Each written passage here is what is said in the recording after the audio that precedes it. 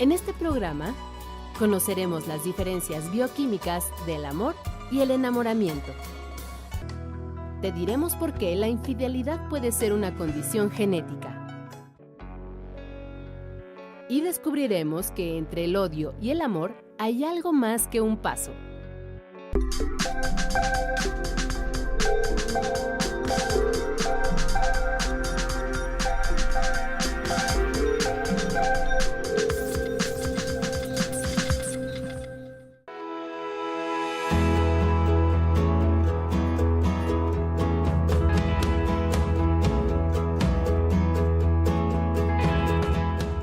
Bienvenidos a Factor Ciencia, yo soy Alejandro García Moreno y en esta ocasión los saludo desde Zacatenco, al norte de la Ciudad de México, por supuesto, dentro de las instalaciones del Instituto Politécnico Nacional. En este programa vamos a hablar de un sentimiento universal que lo mismo ha sido fuente de inspiración artística que objeto de estudio para distintas disciplinas de la ciencia. Me estoy refiriendo al amor. Y en este programa vamos a ver qué tiene que ver el amor con disciplinas como las neurociencias, la psicología, incluso la propia farmacología. Quédate con nosotros, esto es Factor Ciencia. Comenzamos.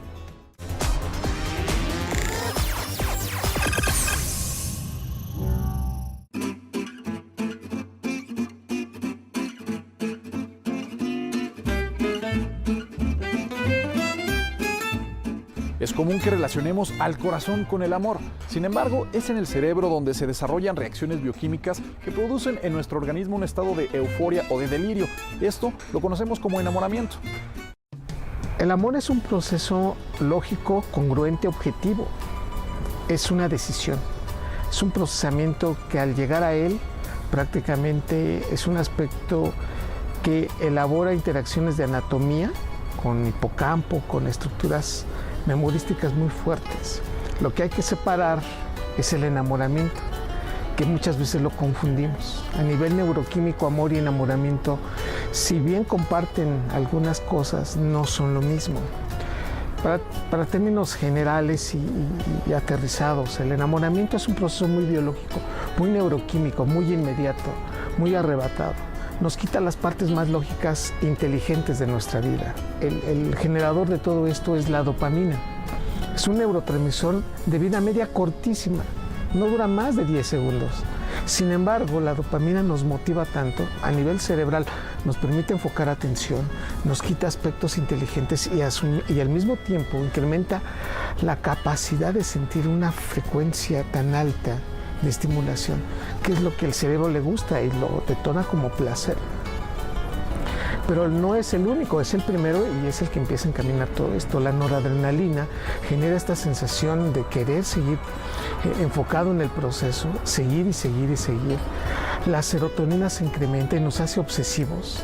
El glutamato, que es un neurotransmisor excitador, se activa prácticamente en toda la corteza cerebral, y el GABA, que es el neurotransmisor inhibidor, se viene para abajo en ciertas regiones y entonces quedamos a expensas de lo que hacen estructuras cerebrales que son realmente motivantes. Se llama sistema límbico. El enamoramiento tiene como consecuencia quitarnos lo lógico y congruentes.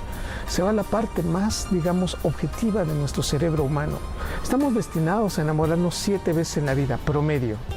Estamos hablando que en la vida, independientemente de la cultura y el país en donde estemos, nos podemos estar en un compromiso con alguien y sentir atracción por otra gente. Esto el cerebro lo hace, es decir, el cerebro puede amar a 2 personas al mismo tiempo, pero jerarquiza cariños. No somos monógamos biológicos, somos monógamos sociales, somos monógamos porque nos conviene socialmente serlo. Y finalmente influyen las hormonas sexuales en todo esto. La testosterona, que es la hormona de los varones, incrementa el apetito sexual, incrementa la necesidad de sentirse admirado, visto. En términos generales, digámoslo de una manera muy particular, un hombre se enamora más rápido que una mujer, se desenamora más rápido, pero este proceso en las mujeres, cuando se enamoran, el proceso de desenamoramiento es más lento por su tasa de liberación de dopamina. De esta manera nosotros entendemos que entre más jóvenes somos, ¿sí?, en especial los varones, más se da ese comportamiento cercano a lo sexual y al apetito sexual para, digamos, escoger a la pareja. Pero indudablemente el enamoramiento, que es este proceso biológico, que después de 3 años, porque no podemos durar 3 años enamorados, 4 años a lo mucho, ¿Y esto qué significa? El cerebro entonces entiende, me quedo con esta persona que no es tan hermosa como yo pensaba, que tiene muchos defectos, que no nos estamos llevando bien en los últimos meses, pero que amo. ¿Y qué significa? Aceptarla. ¿Qué significa? Entenderla. Significa ahora sí comprender en su magnitud al otro. Ese es el amor. Es el proceso en donde ya pasó esta etapa biológica para ser muchísimo más objetivo. Por eso decimos, el amor es un proceso de decisión. Se llega a él diciendo, yo podría estar con otra persona, pero estoy contigo y no me veo con otra persona que no sea contigo.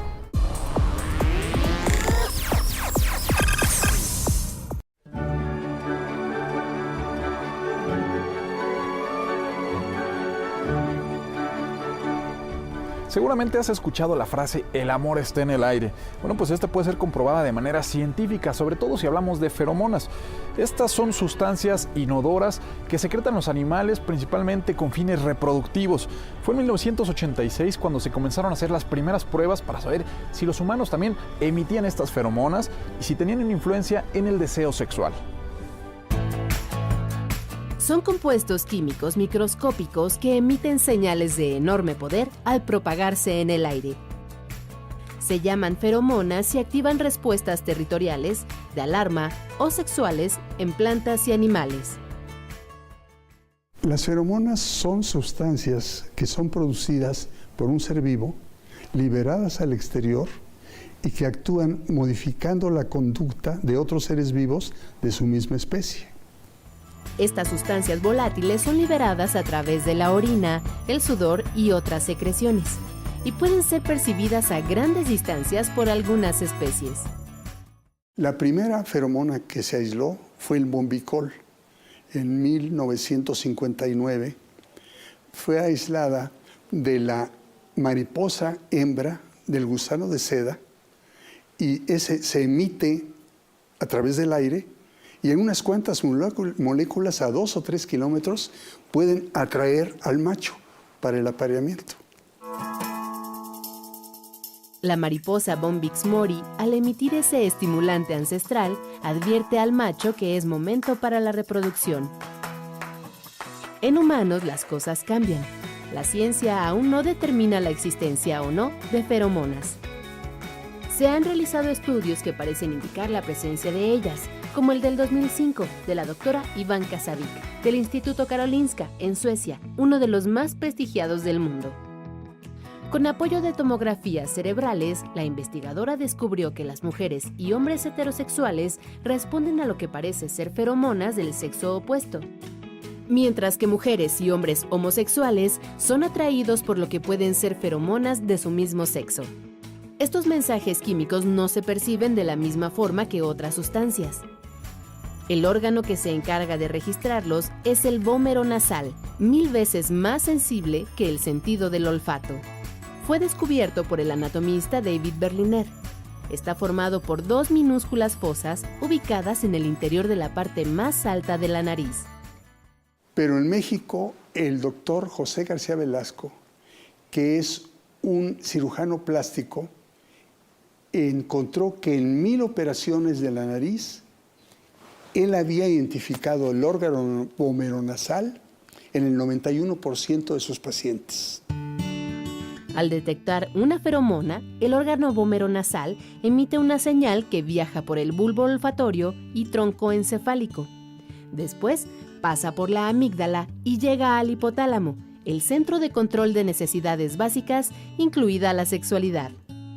Con esos descubrimientos, la industria de la perfumería comercializa productos asegurando que contienen feromonas.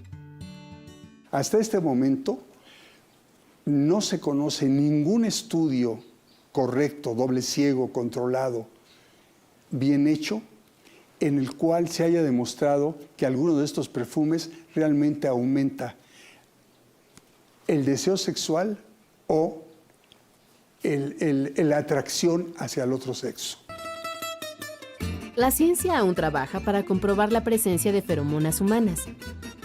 De confirmarlo, solo serían un aliado más en la bioquímica del amor. No serían determinantes, pues están en juego otros factores como nuestra capacidad de decisión.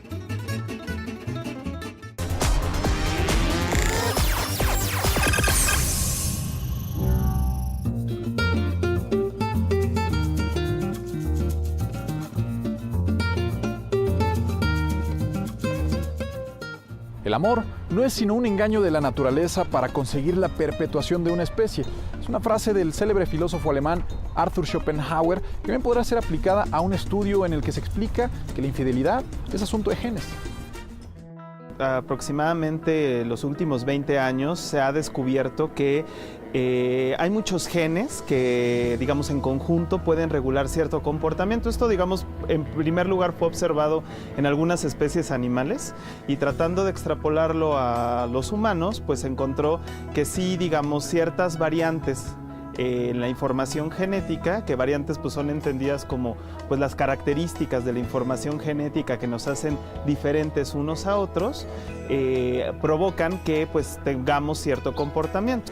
Estos genes que están involucrados generalmente tienen que ver con la secreción de sustancias en sistema nervioso que se conocen como neurotransmisores y los receptores de estos, que son pues proteínas que ayudan a que esos neurotransmisores se puedan actuar, y también con hormonas. Desde el punto de vista genético es complicado poder estudiar, o sea, estudiar la infidelidad. Es difícil porque pues obviamente cuando tú involucras a un grupo de personas en algo tan delicado, en el sentido tal vez de conductas, de moralidad, como es la infidelidad, pues juntar a un buen grupo de personas para buscar su información genética y compararla, a veces no es tan sencillo. Sin embargo, uno, digamos, de los más grandes estudios fue un estudio que se hizo en población finlandesa. En población finlandesa juntaron alrededor de 4,000 personas y tanto hombres como mujeres.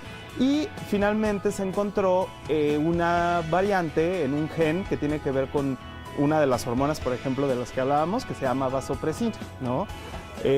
Curiosamente, como que no se había pensado mucho porque la vasopresina no tiene, o sea, digamos, no era de los genes así preferidos en este sentido. Se encontró esa variante más en las mujeres que en los hombres. Cuando salió esa información, de hecho, inclusive salió en periódicos así como el New York Times, que decían, se descubre el gen de la infidelidad, ¿no? Y entonces se podrá imaginar a todas las parejas haciendo estudios genéticos para ver si tienen o no las variantes que están relacionadas con esto.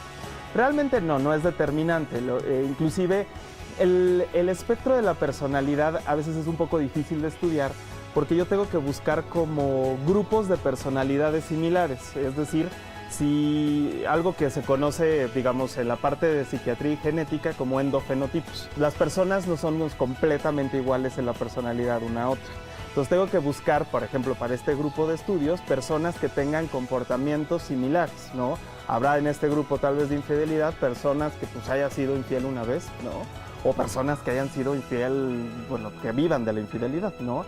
Entonces, no necesariamente el que yo tenga esas variantes es determinante. ¿Por qué? Porque, digo, si hacemos eso, pues le estamos dando la categoría a esa variante como si fuera pues una enfermedad o una patología, y realmente no es. Obviamente, cuando se encuentra una variante, por ejemplo, este caso que yo les decía de los finlandeses, pues se tiene que replicar, porque no todos tenemos la misma información genética, ¿no? Entonces puede ser que te aplique para también los finlandeses o ciertos grupos de finlandeses, pero no necesariamente aplica para toda la población del mundo. Eso nos sirve a nosotros para entender mucho más del comportamiento humano, que digamos, justamente lo que estamos tratando de hacer, buscar la relación entre ciertas características de nosotros y que esto pues tenga que ver con la información genética que nosotros tenemos, pero no es categóricamente determinante.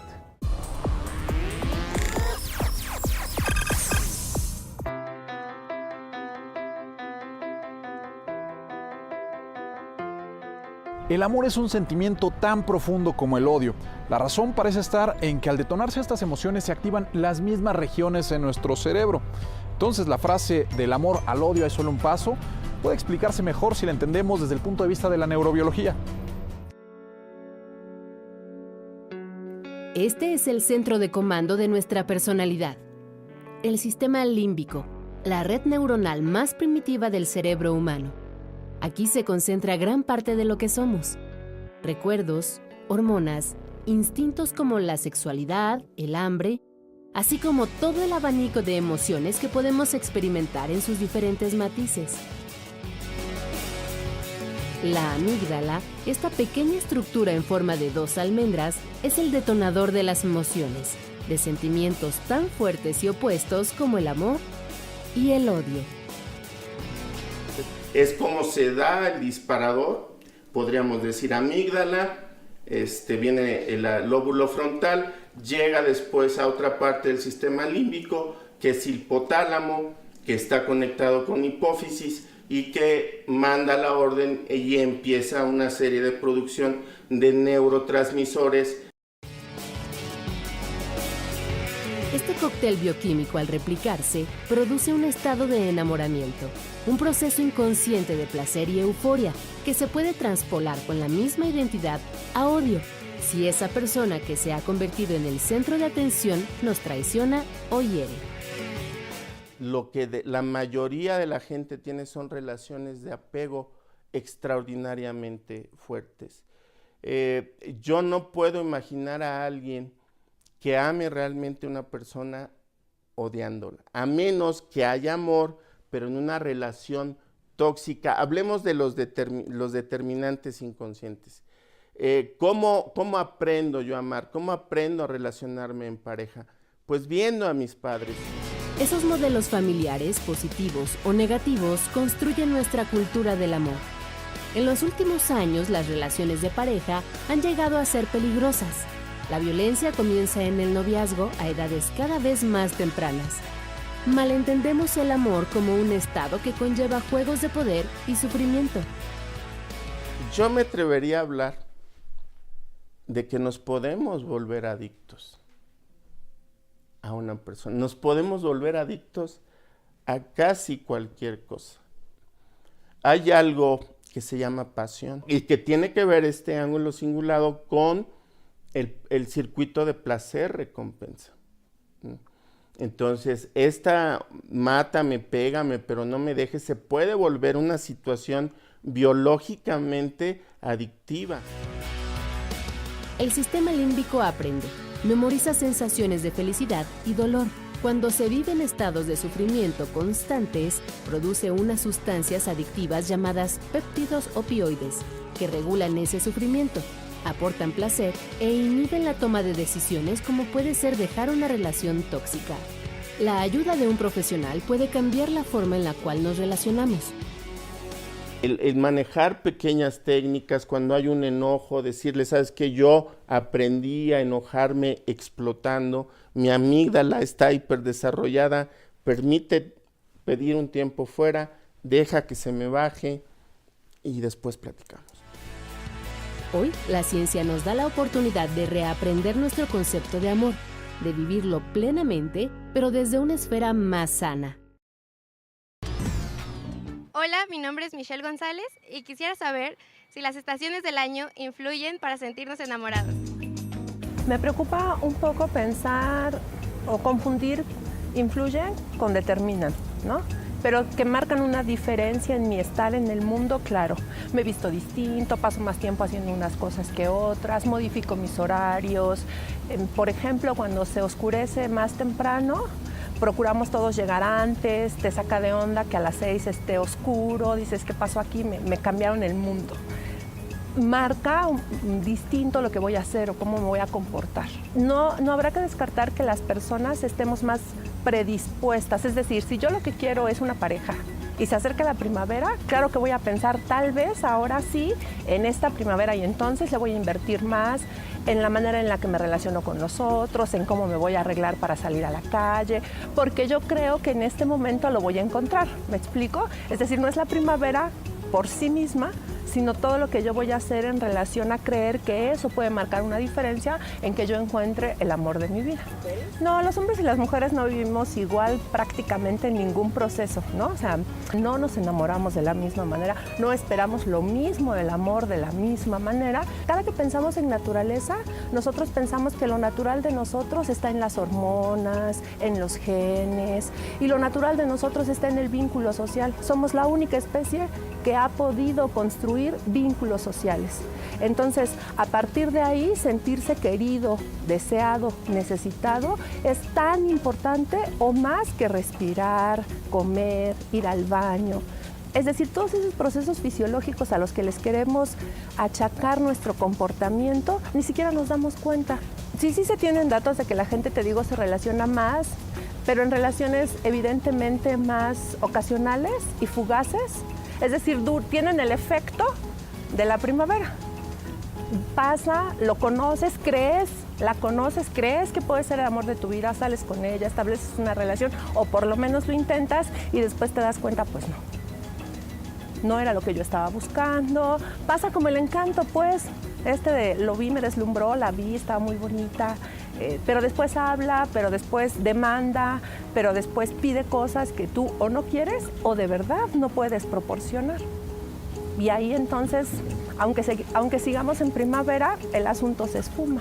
Puedes establecer una relación muy padre en cualquier momento.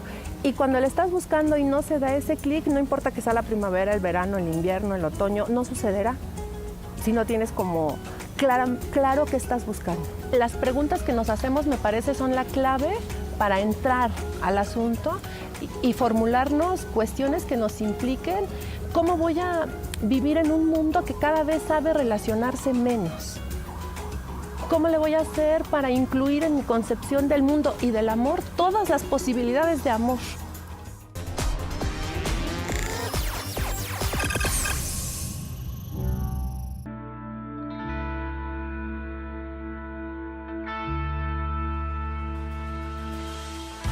La sexualidad es una condición que nos acompaña prácticamente desde que nacemos y va evolucionando con nosotros a lo largo de nuestra vida hasta que ésta termina. ¿Pero te has preguntado cómo se desarrolla la conducta sexual en otras especies? Aquí te lo presento.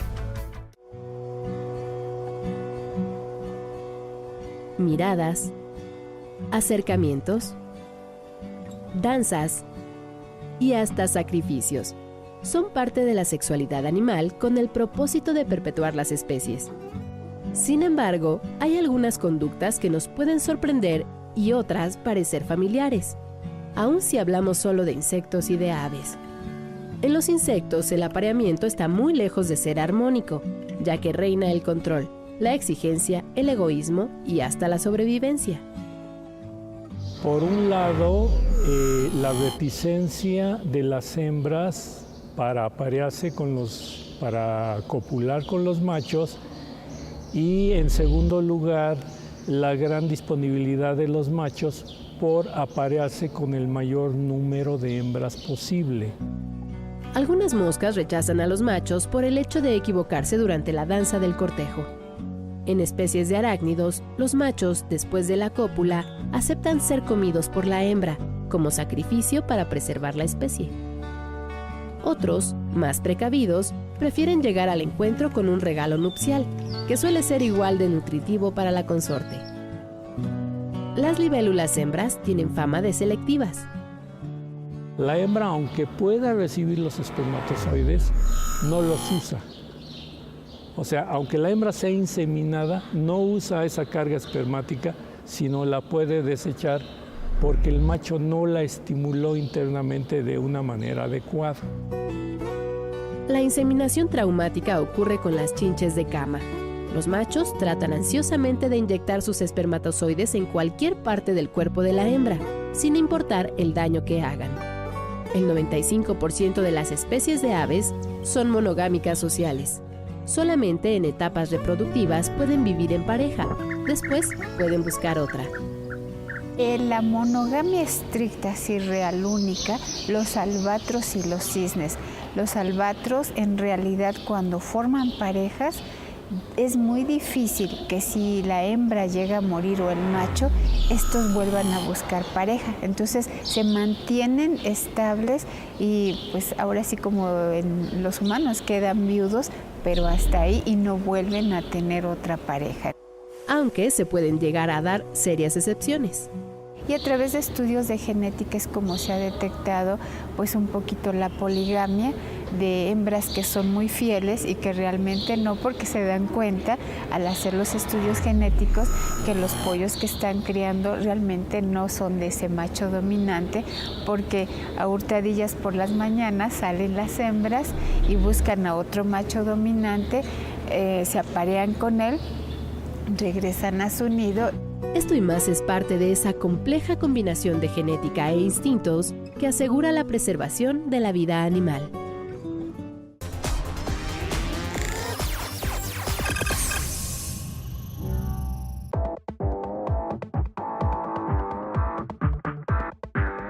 Espero que hayas disfrutado de este programa y que hayas aprendido lo que sucede con nuestro organismo cuando estamos enamorados.